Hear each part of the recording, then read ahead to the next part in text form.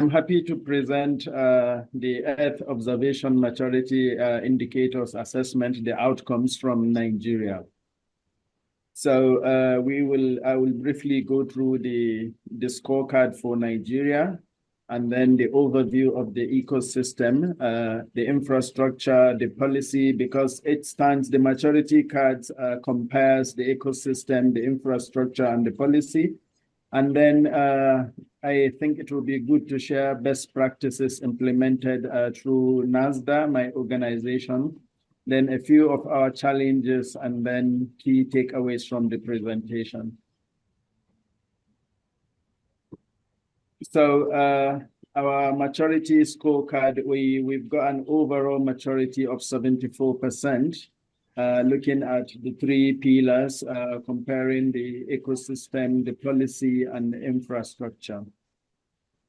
So from the ecosystem, the overview, it's an average of 83%.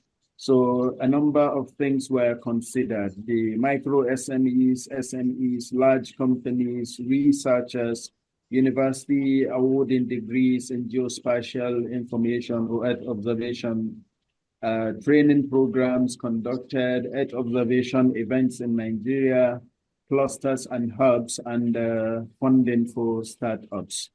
So for the industry, we have 4 large companies in Nigeria. There could be much more than that, but what we can provide evidence for based on the assessment that was done early this year. And then we have a minimum of 12 SMEs and minimum of 13 micro SMEs. I will keep saying minimum because likely there are some somewhere that I don't have evidence to say they are here or not. So the key players, we have the Nigerian Communication Satellite Limited, which operates the country's telecommunication satellites. The National Space Research and Development Agency, we developed, launch, and operates observation satellites and communication satellites. So the NICOMSAT is in charge, not in charge, operates the telecommunication satellites, while the Space Agency operates education satellites and observation satellites. And then this year we have plans on the way, and then up to Federal Executive Council approval stage to build 4 satellites, 3 optical satellites and 1 radar satellite. We also plan to train more engineers and scientists. Usually what we do during the development stage, and there is the KHTT team, know-how technology transfer. So as the satellite is being developed, we have our scientists and engineers that are conducting research, and then which spins to masters and PhD in certain areas based on the components being developed. So, and then that's about the industry. For academia, we have over 43 universities in Nigeria that provide extensive curriculum in the Earth observation studies. At the Space Agency, we have MOU, Memorandum of Understanding, signed with about 23 universities, where they teach the theoretical aspect, and the students come to our agency for practical hands-on session, depending on what the school can afford, 1 week to 1 month. So, and the number of students also. We have at least 350 researchers in the various Earth observation fields in Nigeria. So on awareness, we have hosted 18 annual events and conferences between 2022 and 2024. And there are also a number of international events on that. And then we have an association called GeoSyn, Geoinformation Society of Nigeria, which we hold annual conference every year. And then we usually place that within the 3 days of GIS Day, which is the second or third Wednesday of November every year. We have launched the Geo Nigeria platform, and then we are committed to conducting annual Geo Nigeria Symposium This year's symposium was earlier fixed for September, but it was supposed to start today and tomorrow. So, but it was moved to November because by November we will be 25 years in operation. The Nigerian Space Agency will be celebrating 25th anniversary. So we moved the Geo Nigeria Symposium to so that we can do joint celebration and with that one. So just last week, we hosted the ESRI User Conference West Africa here in Abuja on the 10th and 11th September. So the awareness is really high in the country. So for innovation support, we have across the country 21 innovation hubs. Those are, we can call them IT and development hubs, but also they are engaged in Earth observation activities. And then we have the Space Technology Incubation Center, a number of centers here, one of which is hosted by NASRDA, which is the Center for Satellite Technology Development. We also have a National Center for Technology Management. And with regards to funding mechanisms, NASDRA, the space agency, is government-owned and is being funded by government. We can argue that the funding is not as expected, but at least the government is funding it and we are standing tall and we are doing great. So in 2020 also, looking at startups around the country, the startups raised over $150 million. And then in 2021, they raised over 280 million euros. So they raised funding across Nigeria. And then, yes, we need more of that, but we are doing great. So with regards to infrastructure, this is at about 71% at the moment. Looking at the space component, we've got Nigeria Sat-1, 2, and X. We've got Nigeria Nikon Sat-1 and Nikon Sat-1 are a Nigeria education satellite, and then with our plan for 4 additional satellites. We have also the state-of-the-art data processing centers across Nigeria. I think there are about 4 or 5, 3 in Lagos. And then we, at the agency, we utilize, or countrywide, we utilize a range of proprietary software and open source software. So a lot of GIS processing is being done by QGIS and ArcGIS, which prompted, because of the usage and licensing requirement and purchases, every user conference was for West Africa was held in Abuja just last week. So in recognition of our use of proprietary SB software. So we have the Grid 3 portal. Grid 3 stands for Georeference Infrastructure and Demographic Data for Development.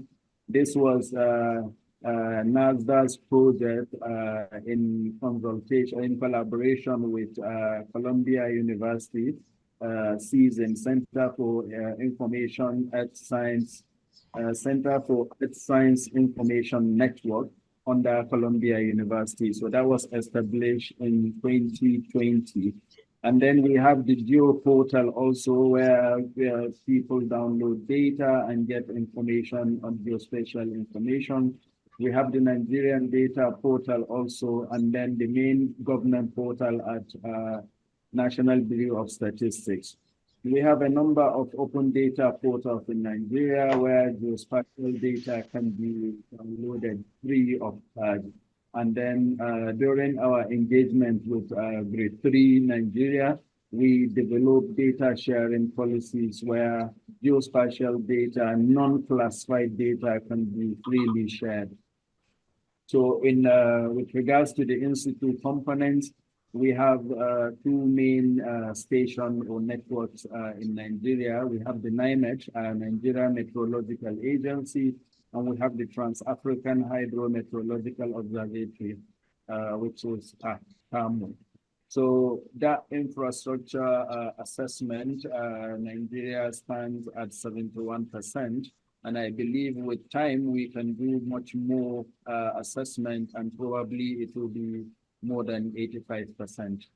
So with regards to policy framework, This is where we have not done really well. We stood at 67% in the last assessment, but I believe it is also if we are to go back and do a second assessment, it will be much more than that.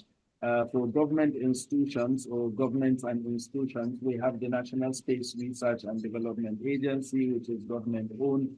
We have the Federal Ministry of Innovation, Science and Technology, which annually allocate funds for scientific research and development, including Earth observation activities, events, and technologies.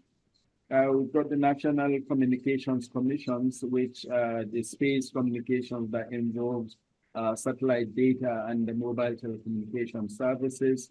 We have the Office of National Security Advisor, where space technology is used for national security purposes and surveillance and border security.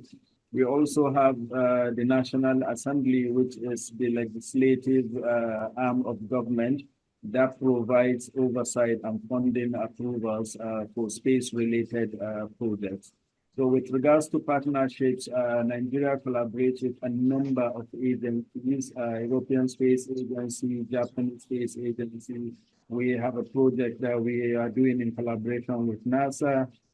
Some of our colleagues do attend the UNGGIM program and some side committee events, and also the UNOSA, Office of Outer Space Affairs. The UN SPIDER, it's also there. We host the regional support office for UN SPIDER for disaster risk reduction. And then we partner with many countries, UK, China, Russia, to facilitate development and launch of satellites. We also joined the group on Earth observation, which is I think last year or 2 years ago. So we formulated the space strategy in 2005, and then developed the roadmap for the space agency, which I mentioned earlier that we are celebrating the 25th anniversary. That policy promotes innovation and creates new market opportunities for commercial space activities. And then the strategy aligns with broader national development goals. So yes, what are the best practices that we will say through NASDRA, those best practices were implemented? Satellite development, which we commend Nigerian government for funding that. Technological upgrades, so the satellites resolution technology that we adopt. We recently have a department for robotics and artificial intelligence, so a number of technological upgrades. Capacity building, this is where we are doing really great. I mentioned that Nigerian universities do send students for us to train them. Some organizations and government agencies, we also train them, and then our own staff too. In NASDRA, we boast of having over 250 PhDs in engineering and sciences. So ground infrastructure, we have a ground station, a functional ground station.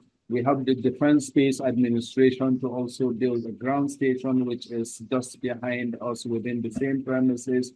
Recently, we signed an MOU with China, so let me say Chinese government, to provide an antenna that will be downloading satellite imagery for some of their satellites that pass over Nigeria. So utilization of proprietary software and open source software really helps, and then development of data sharing policies, establishment of geoportals, and then strategic international collaborations. We are building public-private partnerships. This is one area that we are not doing well, but I am glad to inform you that in June this year, the Director General of NASDRA created the Space Enterprise Department, which is saddled with that responsibility, and I'm the head of that department. So I have a target to register companies and then partner with private organizations within the next 1 year, so we can boost that side of partnership. And then we participate in global initiatives, and then we focus on human capacity building. This, I believe, are the best practices implemented by the agency to achieve that indicator, the assessment indicator. So yes, we do have challenges, which I mentioned. One, the partnership with private sector is not where we want it to be, but one of the 3-point agenda of the Director General of the Space Agency is to mainstream the private sector into Earth observation and then the Earth observation activities in Nigeria. So yes, insufficient ground station facilities. I said insufficient because we need facilities that will be able to capture a number of images. At the moment, I think we are limited to the satellites that we can down imagery from, and then limited data handling capabilities. So we need to upscale our geo portals and data management portals. So that, I believe, if we're able to achieve that, we will go a long way with that. So what are the key takeaways from this presentation? So the space sector is increasingly vibrant and is supported by a comprehensive ecosystem, a significant industry component, a robust academic contributions, and strong policy framework. That policy framework, I say it's strong because there is clearly government participation. Apart from government funding the space agency, I mentioned about the Grade 3 project that was done in collaboration with Columbia University.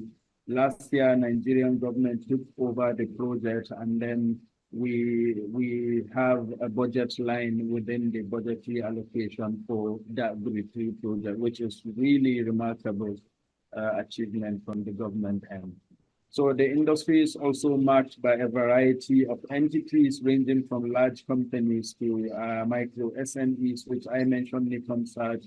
So our ecosystem is 83% mature, and we are really proud of that. Our infrastructure is 71% mature, which we really want to improve on that. The policy framework is at 67% mature, which we are pushing government and making government become aware of Earth observation activities. And then the new plan to launch 3 or 4 additional satellites.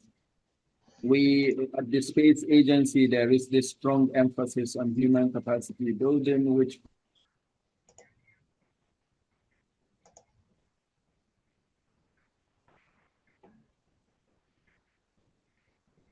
ensures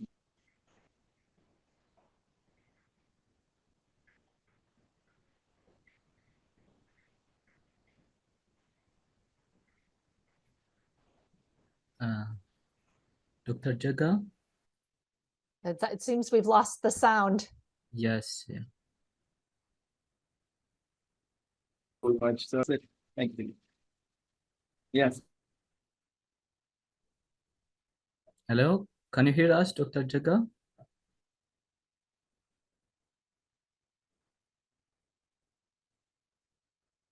Hello? Hello? Can you hear us? Okay, yes, I can hear you. Yeah, there was a little bit interruption at the end. So you finished your presentation, right? Yes, what did you miss? I'm so sorry about that. Yeah. I think it's the the last part. The last part. I think maybe your key takeaways slide, yeah. Yeah, takeaway. Oh, okay. So with the key takeaways, I've mentioned that the sector is increasingly vibrant, and then we have a large or a great ecosystem, and then a significant we have a robust academic contributions from our universities and research institutions, and then we have a strong policy framework. Now, why I mentioned that the policy framework is strong, because the government, we were able to achieve that, to move government into taking over the Grade 3 project. And now it is within the Nigerian government's budget line, which we have received money or funding for Grade 3 project this year. So that is a significant achievement from the government side. And then we have the large and a variety of entities ranging from large companies to micro SMEs. Our ecosystem is 83% mature, which is really good. Our infrastructure is at 71% mature, which we are hoping to move that up. And then our policy framework is at 67%. So our plan for new satellites, 4 new satellites, which 3 optical and then 1 radar satellites, which is incorporated by the within the policy aspect of government, and all ministries and parastatals are to key in, because we did the need assessment with all those ministries. So we know that when we have these 4 satellites, there is value that we will add to those ministries. So hopefully that will improve the policy framework. And then our strong emphasis on capacity building. I mentioned earlier that we do train students from various universities to do hands-on on GIS applications and analysis. So finally, we've got an ambitious goal of sending an astronaut into space by 2030. And honestly, I think it will come sooner than that, hopefully by next year. We have the DG announced that in about 3 months ago, and then the selection criteria will be announced soon. So hopefully this will come sooner than 2030. Thank you very much for your time. And I'm sorry if I have taken more than the 15 minutes allocated. Thank you.